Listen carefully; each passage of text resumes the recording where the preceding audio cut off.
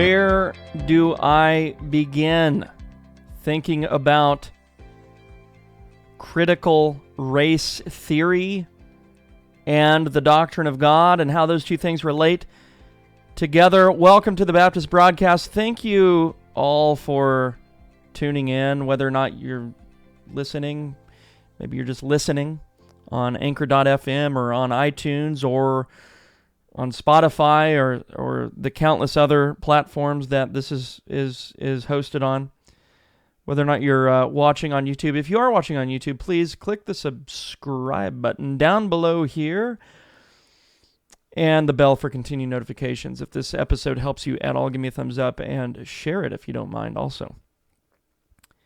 What is the relationship between the fight against critical race theory and the doctrine of God? They are basically two fronts that the creedal, confessional Christian is fighting. And sometimes they have help from non-creedal and confessional professing Christians. Sometimes they have help from secularists. And other times, those people from whom they have help on one front are actually their enemies on the other front. So it's a very complicated battlefield, and I don't want to really get into the battlefield layout here. But I do want to talk about how it's totally and utterly inconsistent and self-defeating to at once set forth a God who is in perpetual and forever motion, while at the same time trying to fend off the critical race theory goons who are trying to destroy everything in their path through standpoint epistemology and intersectionality. How come you can't have a social Trinitarian God or a God in process or a personalist God or a mutualist God and fight critical race theory at the same time? Why can't you do those two things? Why can't you affirm eternal subordination of the Son and fight critical race theory at the same time? Why can't you do that? You can do that, but your own intellectual credit is actually at stake when you do, because what you're trying to do is you're trying to put two diametrically opposed concepts together. You are at once standing on the foundation of a God that cannot account for constancy and therefore cannot account for objectivity in the world, because this God's in perpetual motion.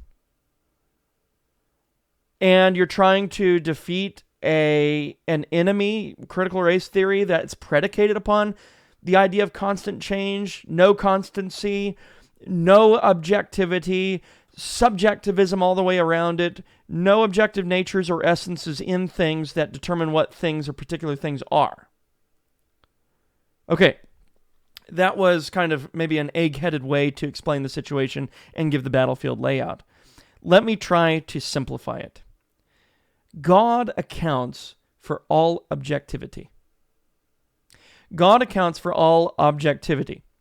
God accounts for why he provides the sufficient reason or the sufficient explanation for why this pen is a pen.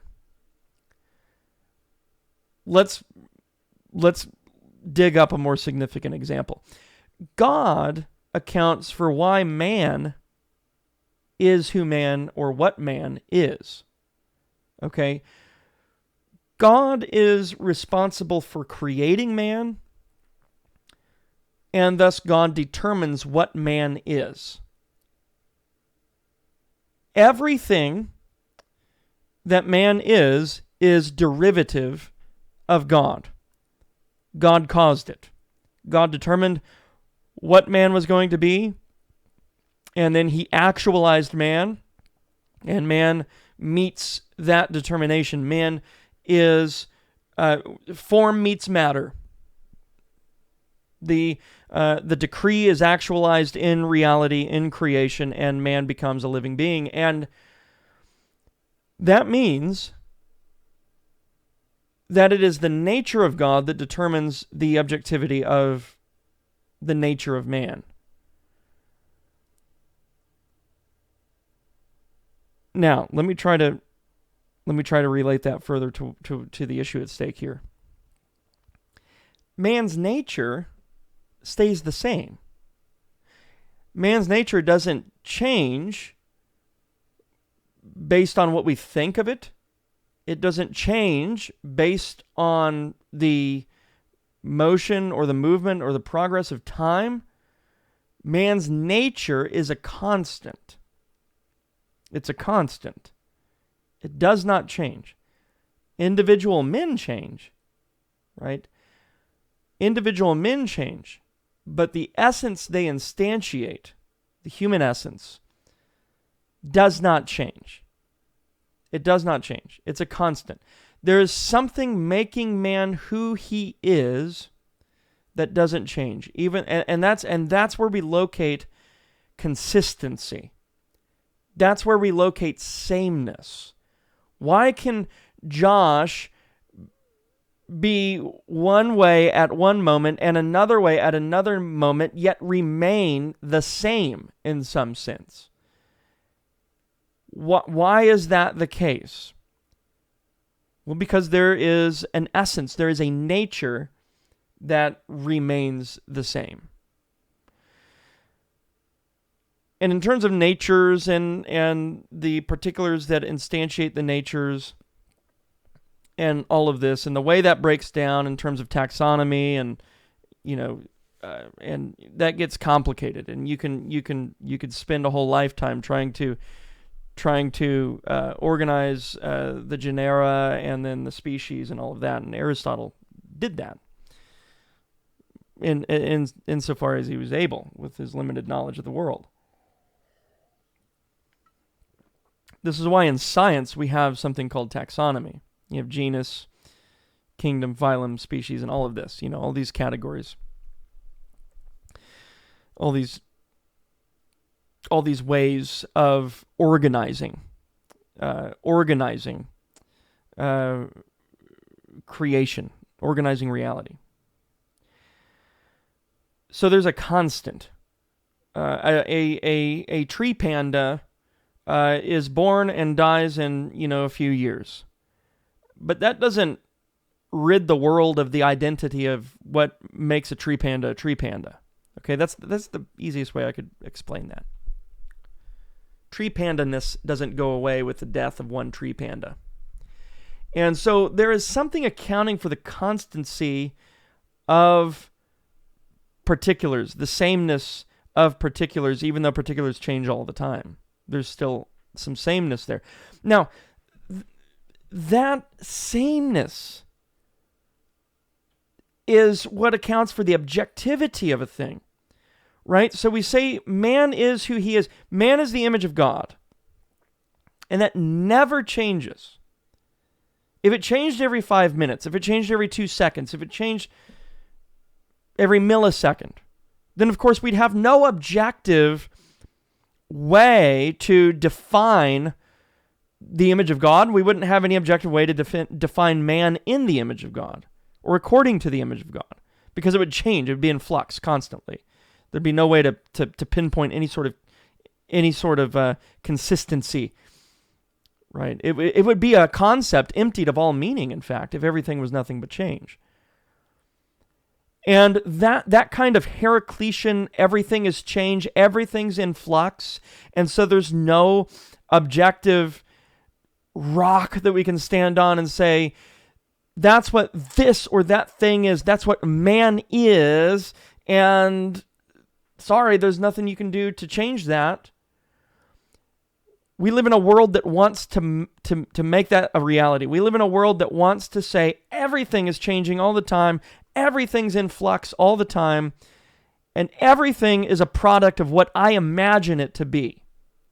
This is the root cause of transgenderism.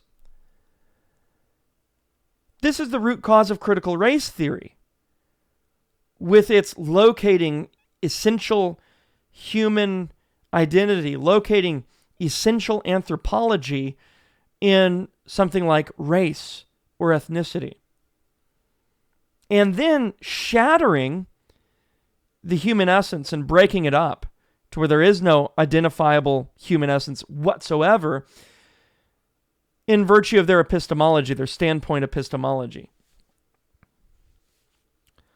I've done stuff on standpoint epistemology before. It's just a way of saying that it's another form, it's another brand of Gnosticism. It says, I know things you don't know, you know things I don't know, and I can't possibly know the things you know because of your skin color, your experiences, and blah, blah, blah. And there are things that you know that I can't know unless you share them with me that affect your interpretation of the scriptures such that you have a picture of the redemptive plan that I don't have access to unless you share it with me or unless I empathetically relate to you. That's the only way that I can see that aspect of Scripture, which that's just another brand of Gnosticism. So if you're trying to tinker with the doctrine of God on the one hand, and you've fallen into the theistic personalist camp, worse than that, you've actually affirmed change in God ad intra. That means God in himself. Essentially, he changes. He changes. If that's the God you're going with, if that's the claim you're going with regards to your theology proper, you can't turn around and then fight the critical race theorist. Why? Because your metaphysics consists of nothing but changed. It's pure potentiality. It is to posit a cause without... No. It's to posit a constant effect. It's to posit an effect without a cause. All of reality is an effect because all of reality is motion, God included. So you've actually just taken... You've taken Heraclitus's universe and you've put God into it. You've put God into it. Now all you have is a Heraclitean universe. God is change, and maybe he changes in a way that is supernatural, it's transcendent of creation or whatever. You've affirmed motion in God. You've affirmed change in God. God is change, and everything around you is change. Where's the constancy in that picture? Where's the constancy? Another thing we could talk about is unity, and how unity, oneness, actually accounts for objective meaning as well. So it's really important that we affirm divine simplicity. But here I want to harp on the immutability aspect. Because if you affirm mutability in God, then we live in a universe, and there's a God of this universe who's nothing but change. Change characterizes everything in existence. And that is exactly what the critical theorist wants. That's exactly what the transgenderism proponent wants. Because if everything's change, then there is no law, there is no constancy that determines what things are, so that you can have things be whatever you want them to be. And everything loses all objective meaning. So it becomes the Epicureans' dreamscape, because now they can live their lives however they want. They're not jailed, as it were, by a human nature. Human nature doesn't exist in any objective sense whatsoever. We get to determine what that is, because it's been emptied of all meaning since it's changing all the time. There's no way to objectively define it. So if you're tinkering with the doctrine of God, you're saying things like actus purus is not the God of the Bible. God is not pure actuality. There's potentiality in God. There's motion in God. There's change in God. Then you need to explain what the constancy is that accounts for objectivity in this world. Because if you're going to argue with the critical race theorist, you need to be standing on a foundation of objectivity. And that's just not happening with you if you are denying the very foundation of objectivity in the first place, by positing motion in the divinity of God. And again, it breaks down the same way on the front of the unity of God, the oneness of God. and how we need to have a strong doctrine of divine simplicity in order to account for objectivity. Because if you deny simplicity and God is just an amalgamation of parts, whether those parts be the persons of the Trinity, whether they be aspects of God's being or real distinct properties in the divine essence that accrue to the divine essence somehow, however you slice the pie, you end up with a partitioned God. There's no unity. He's parts. He's composed of parts. Where is the unity that actually accounts for the diversity? Because if everything's diversity, if everything's parts, if everything's composed, then how do you evaluate composition, and how do you make distinctions between the composition without something that is unified in the background that allows you to tell one thing from the other, if that makes sense? There has to be constancy. And there has to be constancy in terms of change and things staying the same. And there has to be constancy in terms of there being different particular things and they being grounded in some ultimate reality that is one and unified and responsible for giving identity and meaning to all of the particular things we come into experience with in this world. So this is by no means a comprehensive review of this issue, but hopefully you can see at least a snapshot of why you can't tinker with the doctrine of God and then hope to consistently address the critical race theory issue, because you're giving away your ground of objectivity and the things you're saying about God, and then you're turning around and you're arguing on the basis of objectivity, which you can't locate, not even in God, because God is all change and God is composed of parts. And so there's no objective metaphysical ground for objectivity in this world. You can't do that and then turn around and expect to have any sort of success against critical race theory. Anyway, I will go ahead and stop there. Again, if you are watching this on YouTube, you better not leave here without clicking the subscribe button and clicking that bell for continued notifications. If you are podcasting this bad boy, please give me a share. God bless you guys.